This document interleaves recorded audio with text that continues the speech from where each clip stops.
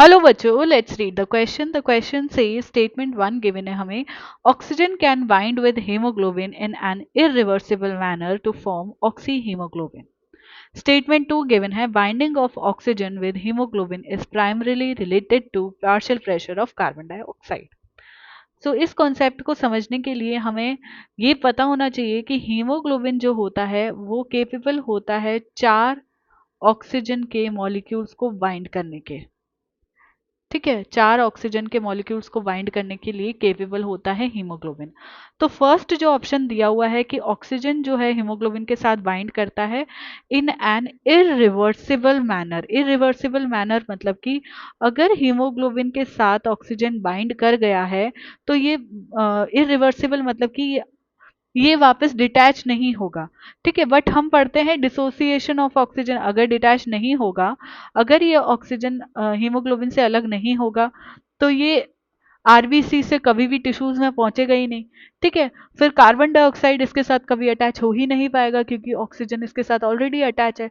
सो ये स्टेटमेंट जो है ये इनकरेक्ट हो जाता है। ऑक्सीजन और हीमोग्लोबिन की जो बाइंडिंग होती है वो हमेशा रिवर्सिबल होती है। ठीक है, हमेशा क्या होगी? रिवर्सिबल होगी, इरिवर्सिबल नहीं होगी। तो ये जो स्टेटमेंट है ये इनकरेक्ट हो जाएगा। सेकेंड स्टेटमेंट दे रखा है binding of oxygen with haemoglobin is primarily related to partial pressure of carbon dioxide. मतलब कि अगर partial pressure of carbon dioxide जो है ज्यादा है तो ऑक्सीजन ज्यादा बाइंड होगा या कम बाइंड होगा। मतलब कि ऑक्सीजन का हीमोग्लोबिन से बाइंड होना डिपेंड करता है कार्बन डाइऑक्साइड पे। तो ये भी स्टेटमेंट क्या हो जाता है? इनकरेक्ट हो जाता है। ऑक्सीजन का हीमोग्लोबिन के साथ बाइंड करना डिपेंड करता है कि ऑक्सीजन कितना अवेलेबल है। ऑक्सीजन ज्यादा अवेलेबल है तो बाइंडिंग ज्यादा होगी, ऑक्सीजन कम अवेलेबल है तो कम बाइंडिंग होगी।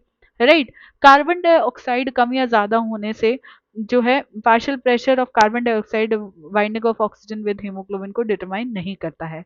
तो ये दोनों ही स्टेटमेंट इनकरेक्ट है। हमारा आंसर जो है ऑप्शंस देखते हैं। फर्स्ट दे रखा है both statement 1 and 2 are correct and 2 explains 1, तो ये इनकरेक्ट हो जाएगा।